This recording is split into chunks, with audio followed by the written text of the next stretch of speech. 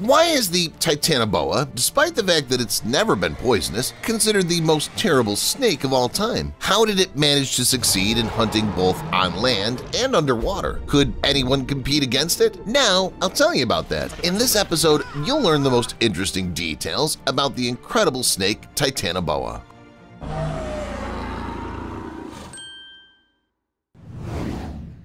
Who is Titanoboa? Snakes are very nasty and at the same time dangerous creatures that are always in sight. Be we at rest, not far away from the forest, or on a tour around Amazonia, we always stand a chance of encountering this or that crawler that can bite, and nothing good will come of it. You'll promptly need an anti-poison against its toxin, or you'll have to say goodbye to your life. However, similar to the rest of similar crawlers, it wasn't poisonous. This ancient snake could be the strongest and most powerful even despite a complete lack of venom. We'll talk later about how it hunted. Now let's figure out when people first got acquainted with it. Fortunately for us, Titanoboa dwelt in prehistoric times, even before people came into being. Thus, we managed to avoid contacting it and stay safe and sound. Moreover, we didn't even have an idea that such a crawler on the ground somewhere in the past up to the 2000s. It's exactly when the paleontologist from the Smithsonian Tropical Research Institute in the USA discovered fossils of a snake in Colombia that later, in the course of the research, was classified as the biggest snake in history. The study of its traces and bones was actively going on for all the subsequent years, and it's exactly with their help that people recorded that Titanoboa wasn't venomous. Similar to the present boa constrictors and pythons, it suffocated the enemies with its incredible body weight. As for dimensions, people are still arguing about them. Initially, their length was estimated at 65 feet and weight at 2 tons. Then the size was reduced to 45 feet and weight to 1 ton. Spoiler, this was neither the first nor the last change of point of view. I can tell you more, people are still arguing on this subject. On the other hand, the only thing that doesn't require any explanations is the superiority of Titanoboa over modern snakes. It was at least several times bigger. If we take into account the possibilities of our snakes, it can blow your mind what a Titanoboa was capable of. By the way, not so long ago, scientists carried out archaeological diggings and found unusual remnants. They were much bigger than ordinary bones of Titanoboa. People came to the conclusion that it was a special ancient species, the so-called Red Titanoboa.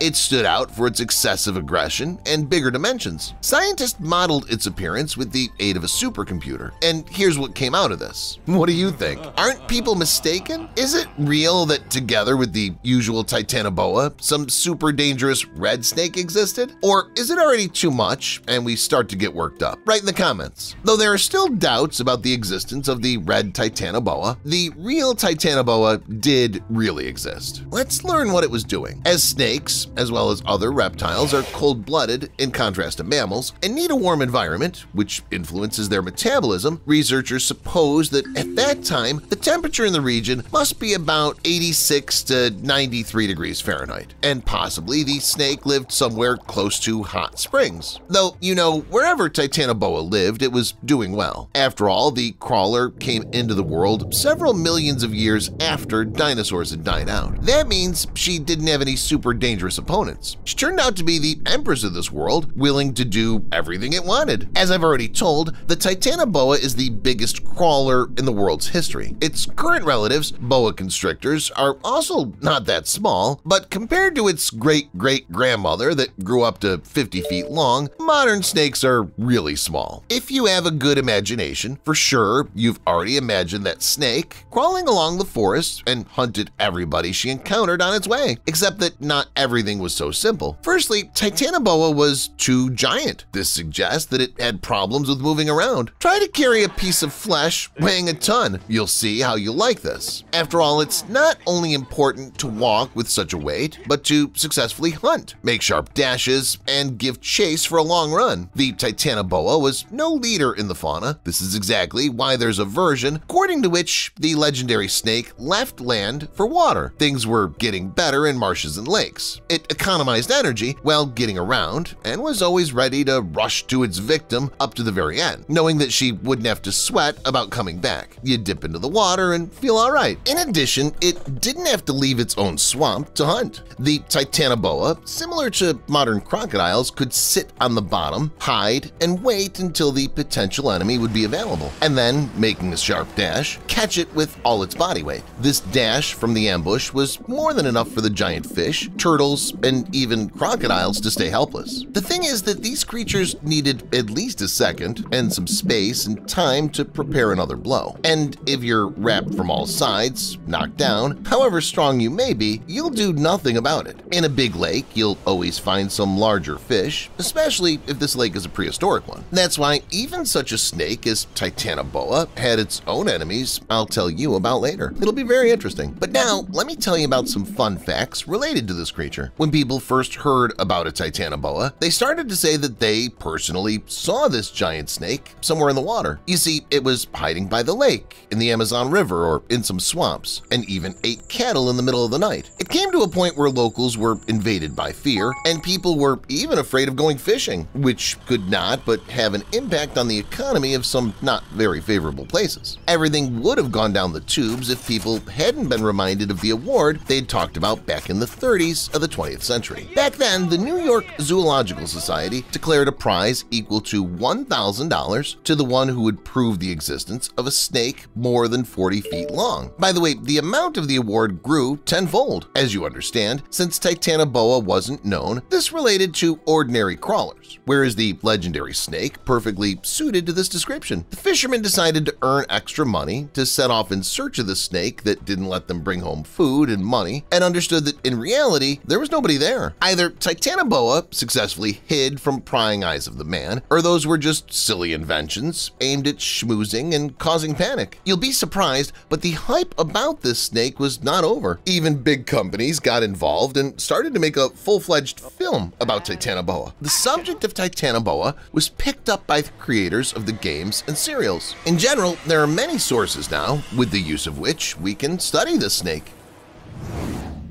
Enemies. And now, as I've promised, let's talk about the enemies of a Titanoboa, about how and what they ate, and who would have won these insane scuffles between the strongest creatures of their age and areas they inhabited. Let's start from the snake. As a Titanoboa was a large animal, its diet was very rich. It could hunt birds, small mammals, and reptiles. There's a theory that a Titanoboa could also hunt fish. At the same time, there are a lot of debates about that. Though it was initially considered that the Titanoboa was the highest predator of the Paleocene food chain, the researchers found out that the snakes had a high position of palatal teeth. This served as a confirmation that the fish was also included into a diet. Modern archaeological diggings also suggest something in favor of this theory. One thing is to eat small fish. Nobody doubted the creature was capable of that. Another thing is to have eyes on somebody larger, such as a megalodon. What do you think? What would have happened if this giant shark had fought against the legendary snake? Let's imagine. Before that, it would be logical to remember who this megalodon really was and what it stood out for. The megalodon is the biggest shark of those ever existed and the fiercest predator of its time. Despite the similarity to modern sharks, this giant was much closer to whales. Firstly, megalodons were warm-blooded animals. In other words, they could maintain a permanent body temperature, in contrast to sharks. Secondly, megalodons moved approximately at the same speed as whales do now. They were characterized by a low level of endurance and a slow metabolism. However, despite all that, they were on the top of the food chain due to their sizes. When such a shark flies directly at you like a deadly torpedo, you have your heart at your heels, whereas your head becomes empty. You simply don't manage to invent and understand what to do next. By the way, about the Meg's dimensions, judging by remnants discovered, they were approximately 60 feet to 80 feet long and weighed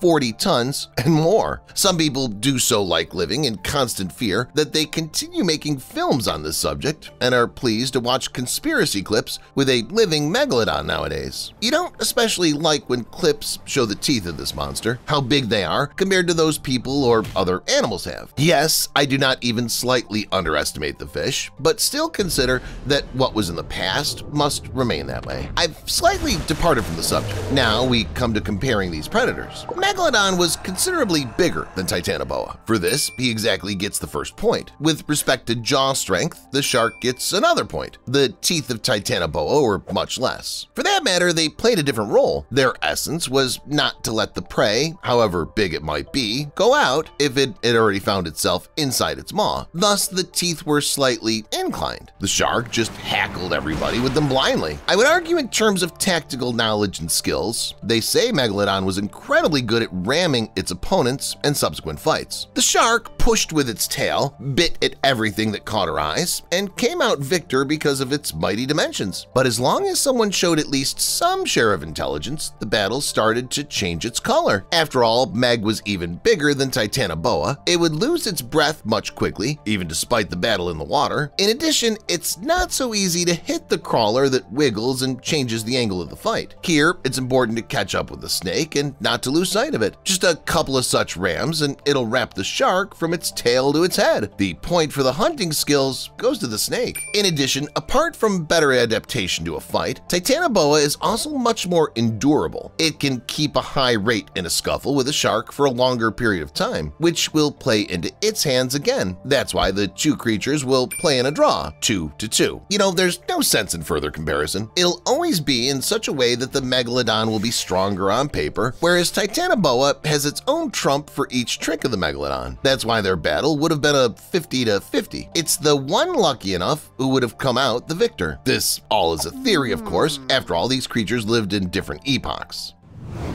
We've already understood everything concerning a scuffle between sea creatures, but what about a battle with predators on land? After all, Titanoboa resettled in water long ago. That means that the snake had to lose the fighting skill on land. On top of that, we're going to compare it to a Spinosaurus, one of the biggest dinosaurs of the bygone times. The skull of a Spinosaurus alone reached some 5 feet long. It's quite easy to tell a Spinosaurus from other dinosaurs by their typical crest. No, it was designed not to help distinguish anybody. The crest allowed this monster to accumulate fat and do without food for a long time. It also attracted females and performed a thermoregulative function. I was about to forget that the crest could also be used as a fin. In other words, Spinosaurus could also beat Titanoboa in water. So this giant predator wasn't superior to the snake in size. It was almost as long as its opponent, truth be told. It weighed 5 to 6 times more. That's why the point in terms of dimensions goes to Spinosaurus. Spinosaurus needed mighty jaws and claws to hold slippery prey, for example, a big fish. That's why it wouldn't have had problems with Titanoboa. After all, you have to catch a snake, which is not so easy. The snake is excellent at disguising if it creeps on land. If a Spinosaurus goes to the waterhole, it won't be able to react to its assault purely physically. That's why I would exactly give a point for agility to our crawler. And more, however strange it may sound, Titanoboa will be stronger than the dinosaur in a fair battle when both creatures face each other. The thing is that Spinosaurus had sharp but relatively small teeth. This means that it wouldn't be so easy to bite through the thick skin of a Titanoboa with them. On the other hand, the snake wouldn't need to bite something through. We remember that it just suffocated its enemies with all its body. Spinosaurus wouldn't be an exception to this rule. That's why the Titanoboa would be an unambiguous victor. You hear about this incredible snake and start asking a question: why did it die out? The snake was simply cannon-like, ready to rip and tear everything moving. Yeah, that's right, but not all in this world is solved by violence and dimensions. Sometimes you should think more about adaptation to climatic conditions. The Titanoboa did well under high temperatures, but couldn't stand those low. That's why the movement of continents and gradual fall in temperature led to the slow extinction of these snakes. But if scientists are to be believed, with global warming, Titana may come back to our planet again. Are you looking for their return?